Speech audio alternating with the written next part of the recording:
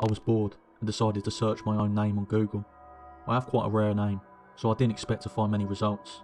Now, imagine how surprised I was when I came across a website that had my full name in the domain, www.myname.com. When I clicked the link, it brought me to a message board. I looked at the profile of the website owner and found out the person was the same age as me and had the same hobbies and interests. There weren't any posts on the message board, but I was intrigued, so I saved it in my favourites. Fast forward about a month when I went back to the website. This time, it had more content. There were some diary entries, mostly random things like, the weather was nice today, or I'm so bored in work, things of that nature. However, as time went on, I began to notice more and more coincidences. The person lived in the same city as I did. It struck me as rather strange that two people with the exact same rare name would be living at the same city at the same time. At one point, I noticed that the contents of the diary were quite similar to my own life. One day, I went to a baseball game, and when I checked the website that evening, I found that the owner of the site had gone to the same ball game. At first, I didn't think much of it. After all, tens of thousands of people in the city supported the same baseball team. It began to seem much more like a simple coincidence. Whenever I checked the website, I would notice little biographical details that seemed too close for comfort.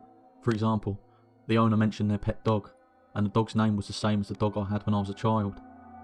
The website owner posted a picture of their car. It was the same model of car I'd been driving when I was in college. They talked about eating at a certain restaurant. It was the same restaurant I'd gone to all the time when I was working at my previous job. One day, when I looked at the message board, people had written messages to the owner saying happy birthday. The funny thing is, that day, it was my birthday too. I decided to write on the message board for the first time, just out of curiosity. I was going to wish the owner a happy birthday and tell him we had the same name. However, when I tried to write something, I realised that there was nowhere to type your message. It wasn't a message board after all, just a static page. That's odd, I thought to myself.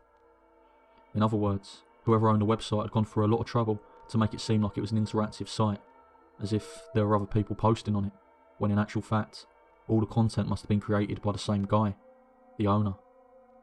Why on earth would anyone do that? I decided to send an email to him. It read, "Hi there, believe it or not, we both share the same name. Nice to meet you." The next day, when I tried to look at the website, I discovered that it was gone. It seemed like it had been deleted. Then, I opened my mailbox. There was one reply. When I looked at it, a chill ran down my spine. It just read, "I found you."